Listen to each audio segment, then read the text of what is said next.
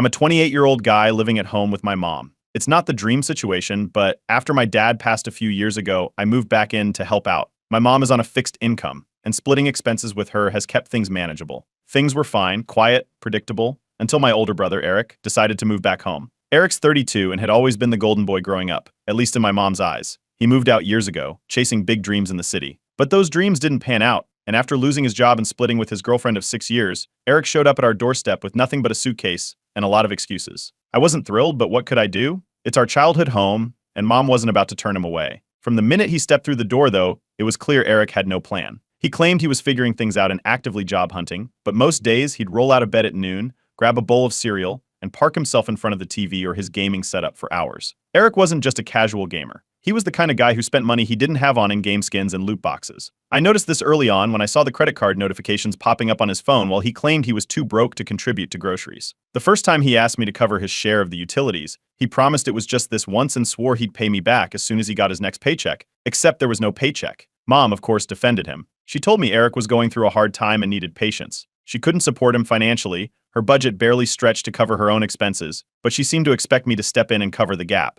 Eric played into this perfectly, acting like it was my responsibility to help him because I have a decent job and no kids. Our original arrangement was simple. I split the bills with mom, and we both contributed to groceries. Eric's arrival threw that balance completely off. He didn't contribute to rent or food, claiming he'd pitch in when things settled.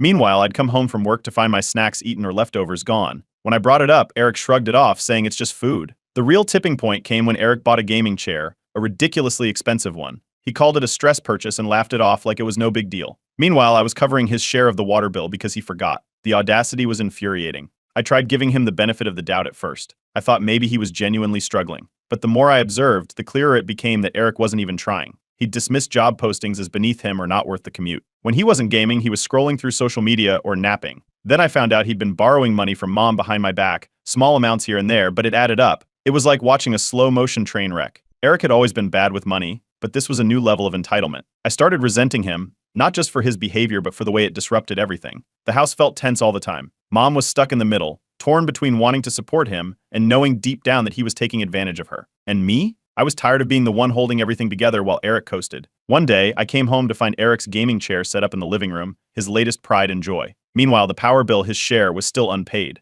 That's when I realized I couldn't keep enabling him. I didn't know how to address it without blowing up, but something had to give. Then, almost like the universe was giving me a sign, I overheard a family friend talking about seeing Eric hanging out at a bar in the middle of the day, a day he'd claimed he was going to a job interview. It was the final straw. I couldn't ignore it anymore. Eric wasn't just slacking, he was lying. I started keeping closer track of what Eric was doing. I noticed him snooping through my mail one day, likely looking for financial documents. I also found out he was using shared streaming accounts to rack up charges for movies and games. The more I uncovered, the angrier I got. Mom kept asking me to be patient, saying Eric just needed time to get back on his feet. But how much time was enough? I didn't see him making any effort to change. And now, it wasn't just a financial strain, it was emotional and mental too. Eric's presence was draining in every sense of the word. By the time I found out Eric had been asking mom for even more money behind my back, I knew I had to confront him. It wasn't going to be pretty, but I couldn't keep living like this. Something had to change, and if Eric wasn't willing to step up, I was ready to make some hard decisions. Update 1. Confronting Eric was inevitable.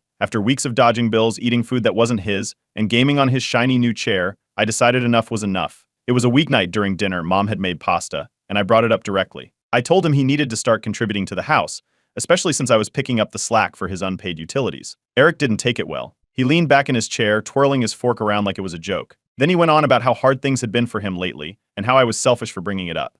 He accused me of rubbing my success in his face, even though I'd never once flaunted anything.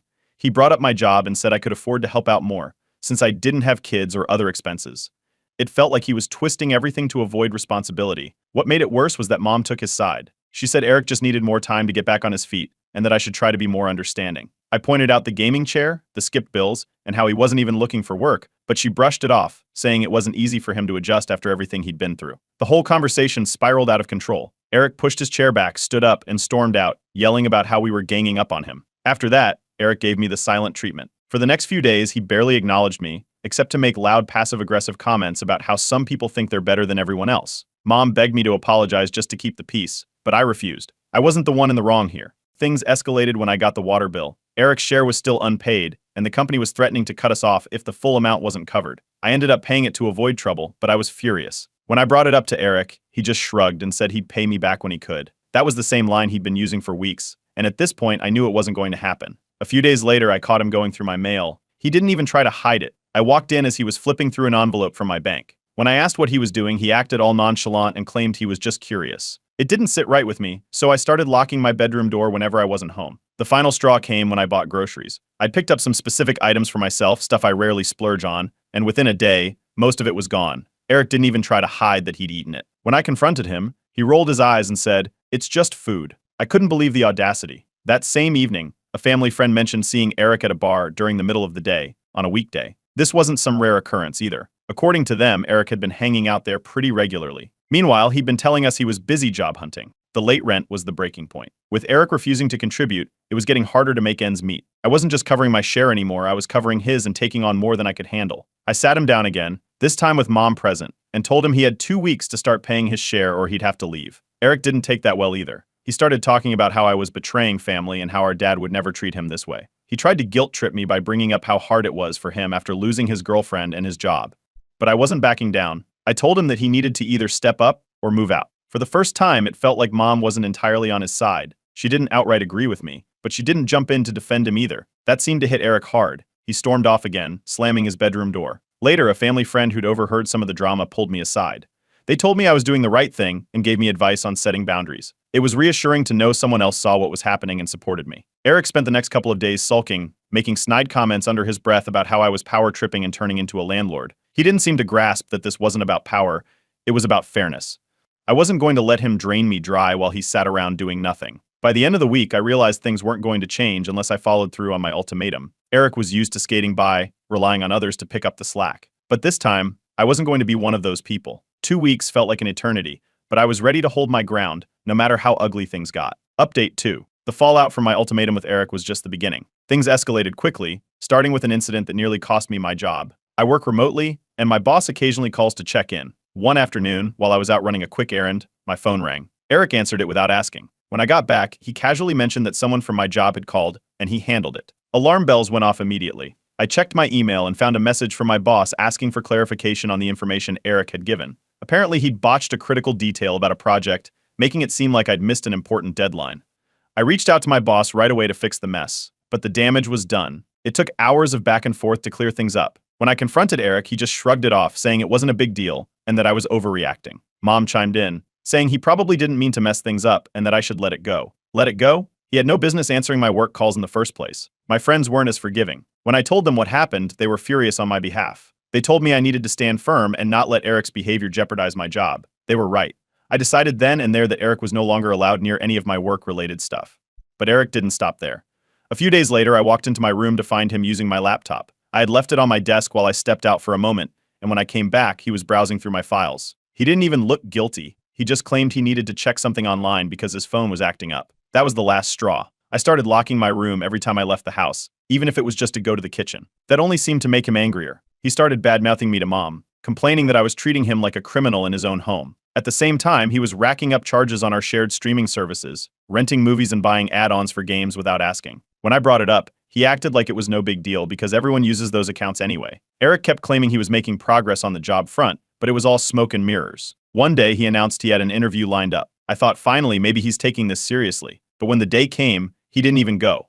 He said he was too tired and that the position wasn't worth the effort. Then came the kicker. I found out Mom had given him $500 from her emergency savings. She'd done it behind my back, and when I confronted her, she said she didn't want to see Eric struggle. I pointed out that this wasn't helping him, it was just enabling him. She looked guilty but didn't say much. Eric took full advantage of Mom's soft spot. He started pitting her against me, saying I was too controlling and trying to kick him out. I overheard him one evening telling her that I didn't care about family, that all I cared about was money. It was infuriating, especially knowing how much I'd done to keep the household afloat while he contributed nothing. Things came to a head when I noticed a charge on my credit card that I didn't recognize. After some digging, I found out Eric had used my card without asking. He'd bought something online and hadn't even tried to hide it. When I confronted him, he played dumb at first, but eventually admitted it. He didn't apologize, instead he tried to justify it, saying he needed it and that I could afford to help out. That argument was the loudest yet. I told him if he ever touched my things again, I'd call the police. Mom begged me not to escalate things, but I was done playing nice. Eric accused me of turning into a dictator and stormed off,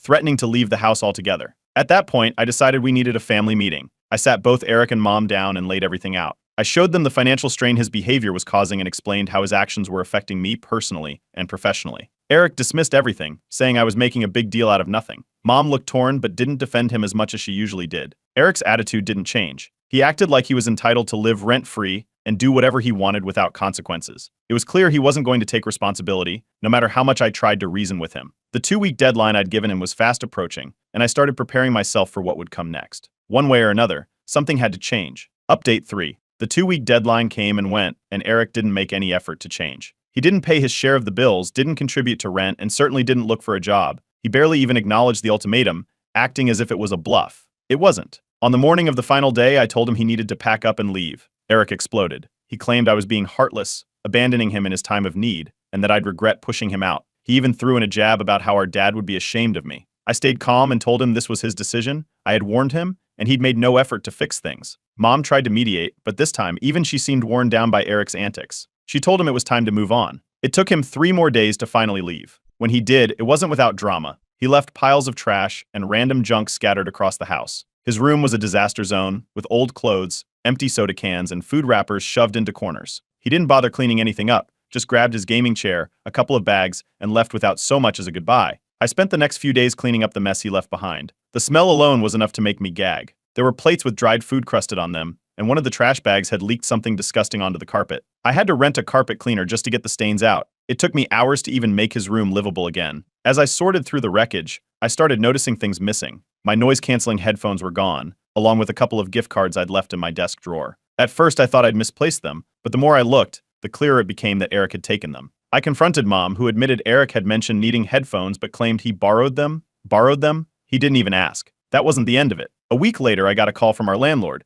Apparently, there had been noise complaints while Eric was still living here. Neighbors had reported loud music and yelling late at night. The landlord wasn't happy and warned us that any more complaints could lead to penalties. It was embarrassing to have to explain that Eric had already moved out and that I'd make sure it didn't happen again. To top it all off, I started getting calls from debt collectors. Eric had apparently left behind some unpaid bills, and because we'd shared an address, they tracked me down. The collectors were relentless, calling at all hours. It took a few angry phone calls to convince them I wasn't responsible for his debts. Then there was the online drama. Eric took to social media, spinning a story that made me look like the villain. According to his posts, I'd kicked him out with no warning and left him homeless. He painted himself as a victim and even implied I'd done it out of spite. Some extended family members saw the posts and reached out to scold me for being so cruel. They had no idea what had really happened. And honestly, I didn't have the energy to explain it to all of them. Thankfully, not everyone was against me. Neighbors and a few close family friends stepped in to help clean up the house and offered their support. One of them even lent me some cleaning supplies and tools to deal with the mess Eric had left behind. Their kindness was a reminder that not everyone believed Eric's version of events. Mom finally admitted she should have been firmer with Eric. She said she hadn't realized how bad things had gotten until he was gone. We sat down and worked out a new financial plan to make sure this wouldn't happen again. From now on, there would be clear boundaries and no one, family or not, would live here without contributing. As for Eric, he found a place to stay with a friend. He posted about how he was starting fresh and seemed determined to paint his move as a step toward independence. I had my doubts. Knowing Eric, it was only a matter of time before he burned that bridge too. I decided to go low contact with him. There wasn't much to say anyway, and I didn't want to open myself up to more drama. Mom still checked in on him occasionally, but even she seemed less eager to coddle him. Despite the chaos, I felt relieved. The house was finally quiet, the bills were manageable again, and I didn't have to constantly worry about what Eric would do next. Cleaning up his mess, both literal and figurative, was exhausting, but it was worth it to have my life back. Looking back, I wish I'd set boundaries sooner. But now, with Eric out of the house and a clearer plan in place, I feel like we can finally move forward. It's not perfect, but at least it's peaceful. And for the first time in months, I don't feel like I'm walking on eggshells in my own home. Update 4. 2 months passed after Eric moved out, and life was finally starting to feel normal again. The house was peaceful, the bills were under control, and I wasn't constantly cleaning up after someone else's mess. I thought we were past the drama. Then, out of nowhere, Eric showed up at the house. It was a Sunday afternoon, and I was working on some repairs in the backyard when I heard the sound of a car pulling up. Eric stepped out with a duffel bag and a dramatic sigh. He started right away, saying his roommate had kicked him out because he was toxic and hard to live with. According to Eric, he was the victim of constant arguments and an unfair eviction. He spun a long story about how the roommate had been unreasonable and how he had no choice but to leave. I didn't buy it for a second. Eric had a habit of twisting the truth to make himself look like the good guy. Still, Mom let him inside, and before I knew it, he was sitting in the living room, asking if he could move back in. He promised to pay rent this time and claimed he was ready to make things right. I didn't even let him finish. I told him flat out that the answer was no. I reminded him of everything that had happened last time, his unpaid bills, the mess he left behind, and the stress he'd caused. I told him I wasn't going to go through that again. Eric looked shocked, like he hadn't expected me to stand my ground. Mom, however, wavered. She agreed with me at first, saying Eric needed to figure things out on his own, but as the day went on, her guilt started to show. Eric was good at tugging on her heartstrings, and he wasted no time playing the "I'm your son" card. He said he just needed a temporary place to stay while he saved up for a deposit on a new apartment. Then he dropped the real bomb. He asked for a loan. He said he only needed a small amount to cover the deposit and promised to pay it back as soon as he could. I asked him how much he needed, and the number he gave was far from small. It was obvious he didn't have a plan. He just wanted an easy way out. I told him again that I wasn't helping him, and neither should Mom. Eric didn't take the rejection well. He got defensive, saying I didn't understand what it was like to struggle and accusing me of holding a grudge. But the more he talked, the more his story unraveled. I asked him directly why his roommate had kicked him out, and after some deflecting, he admitted he hadn't been paying rent. He hadn't been kicked out because of arguments, he'd been evicted for non-payment. When Mom heard that, her expression shifted. Even she couldn't deny how bad it looked. I used the moment to make my stance clear. If Eric moved back in, I was moving out. I wasn't bluffing either. I told her I wouldn't go through another round of chaos just because Eric refused to take responsibility for his life. Eric didn't give up easily. He followed me out to the driveway, where he started yelling loud enough for the neighbors to hear. He accused me of abandoning family and shouted that I was turning my back on him in his time of need. He even brought up our dad, saying Dad would never treat me this way. The mention of our father hit a nerve, but I stayed quiet, refusing to engage with his emotional manipulation. By now, a couple of neighbors had come outside to see what was happening. Eric's tantrum was embarrassing, to say the least. He stood in the driveway for what felt like an eternity, ranting about how we were all against him and how I was ruining the family. Mom eventually came out and tried to calm him down, but he just kept going. Finally, after hours of arguing and guilt-tripping, Mom told Eric he couldn't stay. She looked conflicted,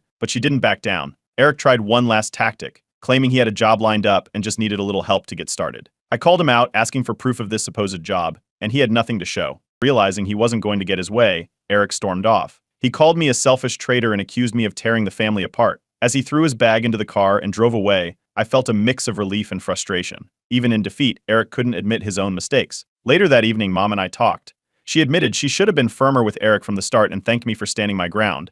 It wasn't an easy conversation, but it felt like progress. Eric hasn't contacted us since that day, and honestly, I hope it stays that way for a while. I've had enough of his drama to last a lifetime. Update 5. A week after Eric's meltdown in the driveway, things finally felt calm. I was starting to believe the worst was behind us, until I came home one evening and noticed something was off. The back door, which we always kept locked, was slightly ajar. At first, I thought maybe Mom had forgotten to close it properly, but as I walked through the house, the realization hit me. Things were missing. The first thing I noticed was my gaming console. It wasn't where I'd left it in the living room. I checked my room next, and sure enough, a few other items were gone. My old laptop, a watch my dad had given me, and even a small box of Mom's jewelry that she kept in her dresser. The house didn't look ransacked, which made it clear that whoever had taken the items knew exactly what they were after. My mind immediately went to Eric. I didn't want to jump to conclusions, but it was hard not to connect the dots. The timing was suspicious, and Eric had already shown he had no problem crossing boundaries. Still, I needed proof before making any accusations. The next day, I spoke to a neighbor who had a security camera facing our street. I asked if they'd seen anything unusual, and they were happy to check. When they pulled up the footage, there it was, Eric sneaking into the house through the back window late at night. He was carrying a backpack and left about 20 minutes later, the bag noticeably fuller than when he'd arrived. Armed with the footage, I showed Mom. She was stunned. At first, she didn't want to believe it, but the video didn't lie. We both agreed to confront Eric, so I called him and told him to meet us at a neutral location, a coffee shop near his friend's place. When we showed him the footage, Eric immediately went on the defensive. He denied everything, claiming he had no idea what we were talking about. When I pressed him further, he changed his story, saying he borrowed the items to sell for rent money and intended to pay us back. His nonchalant attitude was infuriating, but what hit hardest was the look on Mom's face. She was heartbroken. For all her defending and enabling, she had never expected him to go this far. I debated what to do next. Part of me wanted to call the police right then and there, but Mom begged me to hold off. She didn't want Eric to get into serious legal trouble, hoping we could resolve it within the family. I reluctantly agreed to try mediation, though I wasn't optimistic. We called a family meeting and invited a few relatives to help mediate. Most of them sided with me, acknowledging that Eric's actions were out of line.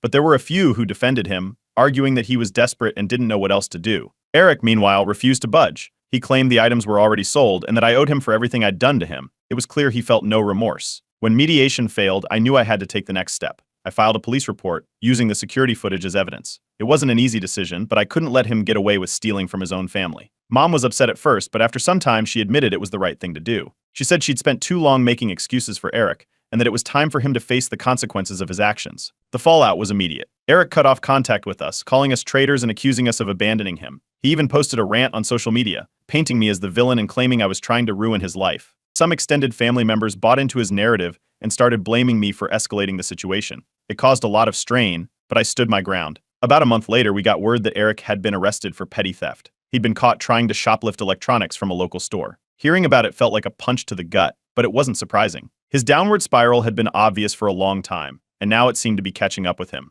Despite everything, Mom and I have been working to move forward. We've tightened our financial boundaries and agreed that no one, family or not, will take advantage of us again. The house feels like a safe space again, and while the trust between us and Eric may never be repaired, at least we're not living in chaos anymore. I don't know what the future holds for Eric. Part of me hopes he'll figure things out and turn his life around, but I'm not holding my breath. For now, all I can do is focus on rebuilding and making sure Mom and I never have to go through something like this again. I'm a 29-year-old guy, and this story involves my dad 57M, my mom 55F, and my older sister Claire 32F. We're a middle-class family, nothing extraordinary. My dad runs a small business, and my mom has been a homemaker for as long as I can remember. Claire, though, has always been the golden child. Growing up, she was the one with the straight A's, the talent for everything she touched, and the charm to win over anyone. I wasn't a screw-up or anything, but compared to Claire, I was always just there. She was the star, and I was the steady one in the background. 2 years ago, my dad's business took a nosedive. Mismanagement and bad financial decisions had put him in serious debt. He was on the verge of bankruptcy, and things were dire. Suppliers were threatening lawsuits, his employees were quitting,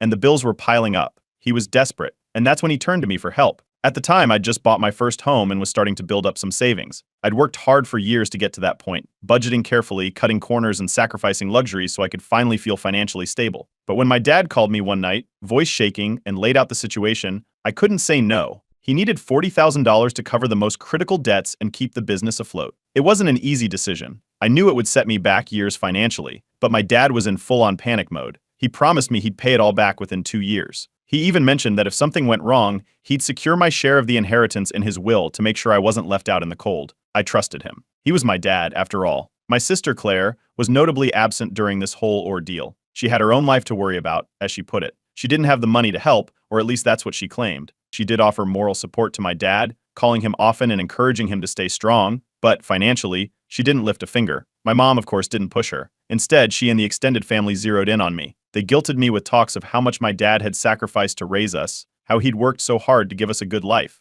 They made me feel like I owed it to him. So, I handed over the $40,000, hoping it would be enough to pull him out of the hole he'd dug himself into. To his credit, the money helped. My dad's business started to recover slowly. He downsized operations, focused on paying off debts, and eventually began turning a modest profit again. At first, he was incredibly grateful. He called me the rock of the family, the one who'd saved everything. It felt good to hear that, even if the financial hit was hard to swallow. I thought I'd done the right thing. But over the past year, something shifted. Every time I brought up repayment, my dad became defensive and distant. "It's coming," he'd say, or "I need a little more time." The gratitude he'd shown initially seemed to evaporate. Meanwhile, Claire was suddenly involved in the business. She started attending meetings, giving him advice, and acting like she was part of the turnaround effort.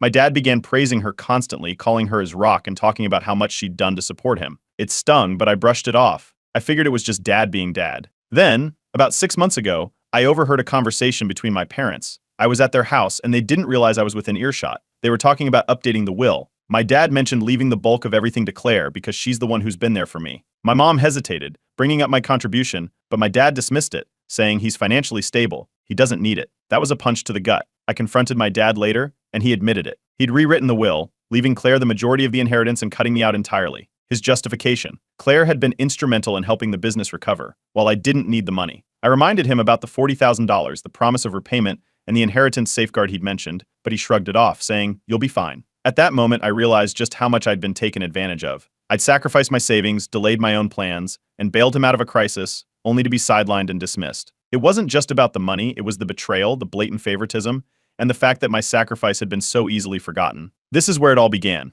Little did I know, things were about to get a lot messier. Update 1. After finding out about the will changes and my dad's justification, I went home and told my partner Anna everything. Anna's been my rock through a lot, and I knew I could count on her for perspective. When I laid it all out, the loan, the promise of repayment, and now the blatant favoritism, she was stunned. She asked me if I had any written proof of the loan. I didn't, just a few vague texts from when we first discussed it. Anna suggested I consult a lawyer, not to fight over the will, but to at least recover my $40,000. Before taking any legal steps, I decided to call for a family meeting. I wanted everything out in the open and thought maybe, just maybe, my dad would see reason. We gathered at my parents' house the following weekend. It was me, Anna, my parents, and Claire. As soon as I brought up the will, Claire rolled her eyes. My dad didn't even try to deny it. He repeated the same reasoning, Claire had been more involved in the business, and I was financially stable, so I didn't need the inheritance. When I brought up the $40,000, Claire jumped in before my dad could respond. She called it a loan and accused me of being greedy. According to her, I should have given the money without expecting anything in return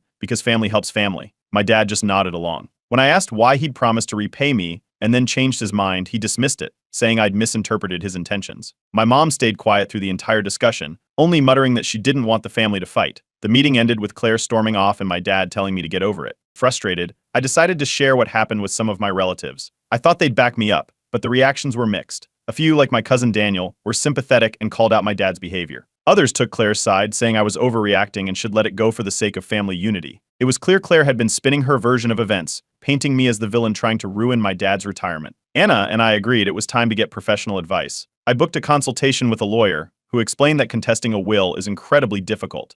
However, recovering the $40,000 might be possible if I had evidence. That night, I started combing through old emails and bank records. I found a few texts where my dad had thanked me for the loan and promised to pay it back soon. While they weren't definitive, the lawyer thought they might be enough to build a case. As word spread about my consultation, my mom started calling me daily, begging me not to escalate things. She reminded me how hard my dad's life had been recently, with the business struggles and his health issues. She said taking legal action would destroy the family and that I'd regret it. I asked her why she wasn't pushing my dad to do the right thing, but she dodged the question, saying she just wanted peace. Meanwhile, Claire took things to another level. Through a mutual relative, I found out she'd been telling everyone I was trying to bankrupt my dad out of spite. She claimed I was jealous of her success and wanted to sabotage the family business. It was infuriating, but I tried to stay focused. I gave my dad one last chance to settle this privately. I called him and laid it out: either we talk and come to an agreement, or I'd have no choice but to take legal action. He brushed me off, saying, "Money isn't everything." The emotional toll started weighing on me. Every time I thought about how easily they dismissed everything I'd done,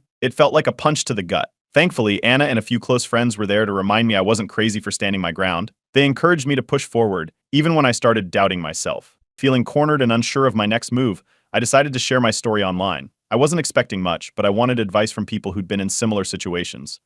I posted on Reddit detailing the whole saga, from the $40,000 loan to the will changes and my dad's complete disregard for his promises. The response was overwhelming. The post blew up, and thousands of people chimed in with support and advice. Many shared their own stories of betrayal, and some even gave me tips on how to strengthen my legal case. Others suggested I go no contact with my family entirely, though I wasn't sure I was ready for that. The most surprising thing was how validating it felt to read strangers' comments. For the first time, I didn't feel crazy for being upset. People confirmed what I'd been feeling all along. My family had taken advantage of me, and I deserved to stand up for myself. It gave me the push I needed to keep going. This was just the beginning. The fallout from my decision to take a stand was about to get even messier. Update 2. The response to my Reddit post was overwhelming. The general consensus? Forget the will, focus on getting the $40,000 back. Fighting over inheritance could drag on forever, but recovering the loan was a concrete goal. Armed with this advice, I decided to try one last time to resolve things with my dad. I showed up at my parents' house unannounced. My mom let me in, but the tension was palpable. When I sat down with my dad, I explained that this wasn't just about the money,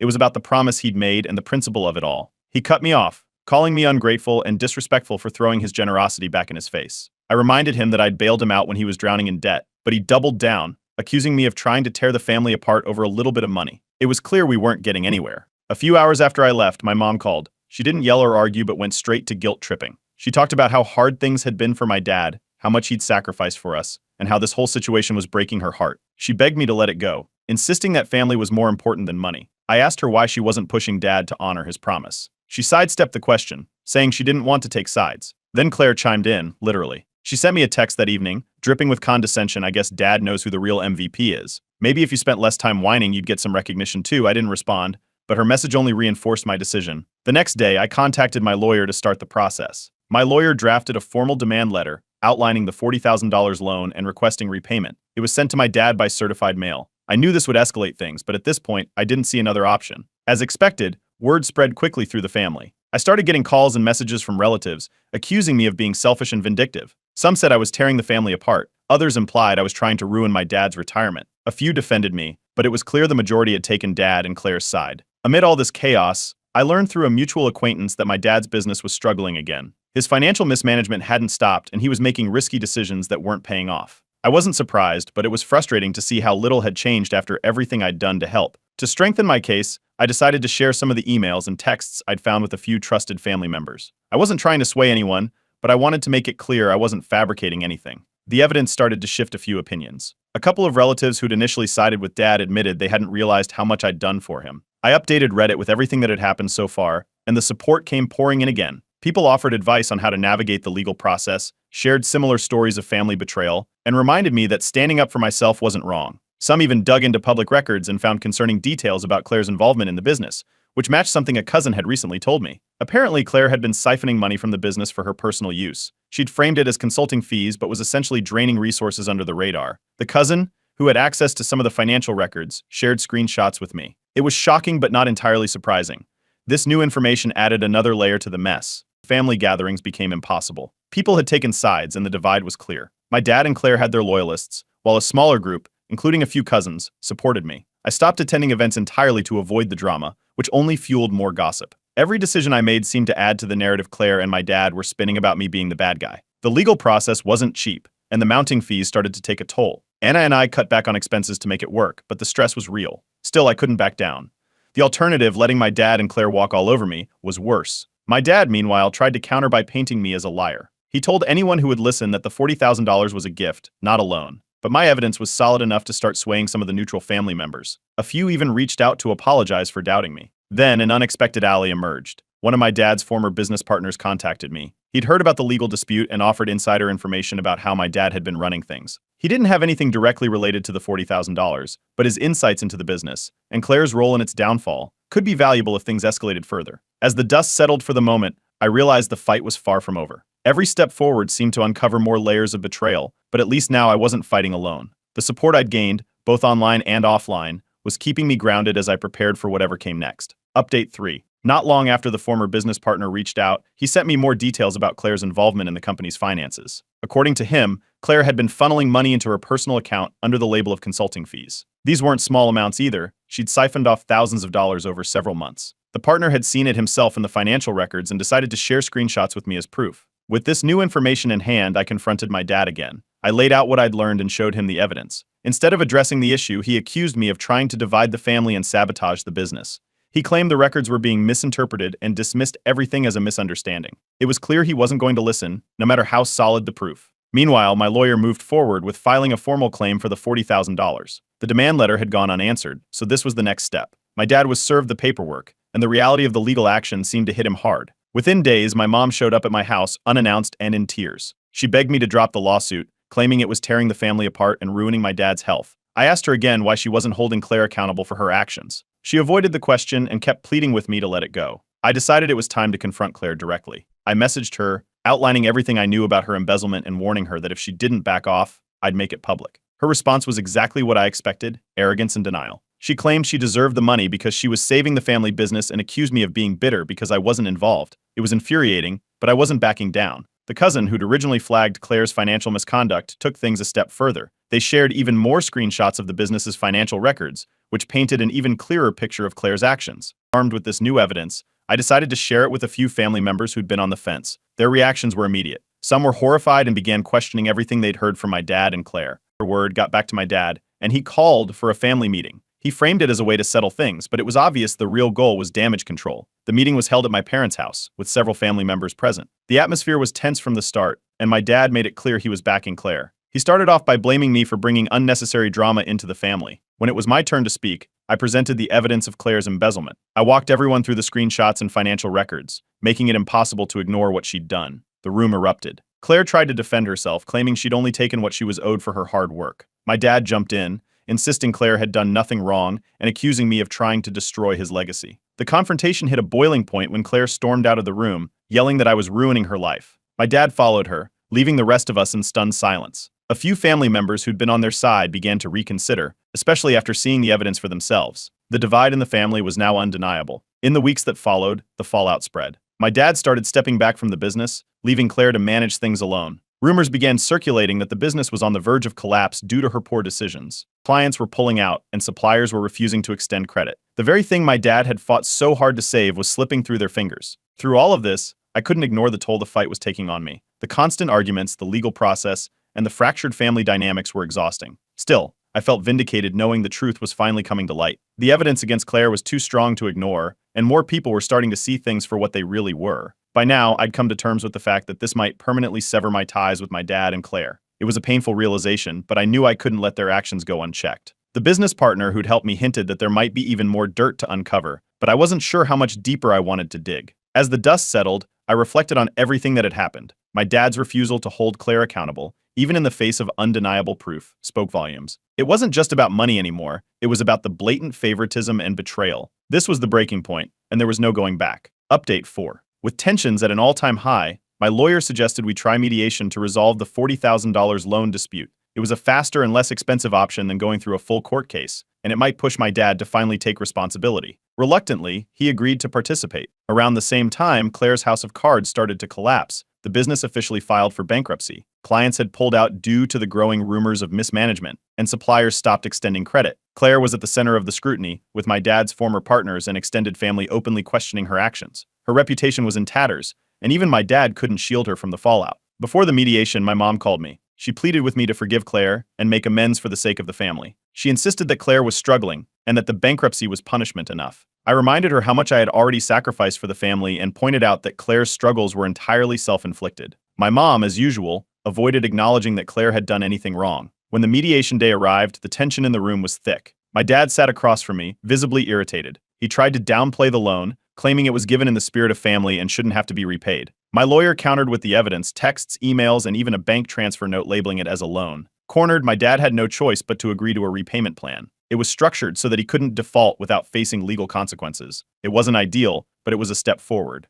After the session, my dad made one last attempt to guilt-trip me, accusing me of prioritizing money over family. I calmly reminded him of the sacrifices I'd made and how he'd betrayed my trust. He had no response, just a bitter glare as he left the room. Meanwhile, Claire's personal fallout escalated. With the business gone and her reputation in ruins, she lost her apartment and had to move back in with my parents. She loudly blamed me for ruining everything, ignoring the fact that her actions had led to the bankruptcy. The sibling relationship, which had been rocky at best, was now completely severed. She cut all contact with me, cementing the divide. The extended family remained divided as well. Some stood by my dad and Claire, convinced I'd overreacted. Others, however, began to understand the full picture as more details of Claire's misconduct came to light. A few even apologized for doubting me, saying they hadn't realized how much I'd been taken advantage of. It was bittersweet, but at least the truth was coming out. Despite everything, my dad refused to admit fault. He continued to claim I'd attacked the family by taking legal action, refusing to acknowledge the betrayal or Claire's role in the collapse of his business. His pride wouldn't allow him to see reason, and I realized there was no point in trying to change his mind. To process the emotional toll of it all, I started therapy. It helped me understand how deep the dysfunction in my family ran and taught me how to detach from their drama.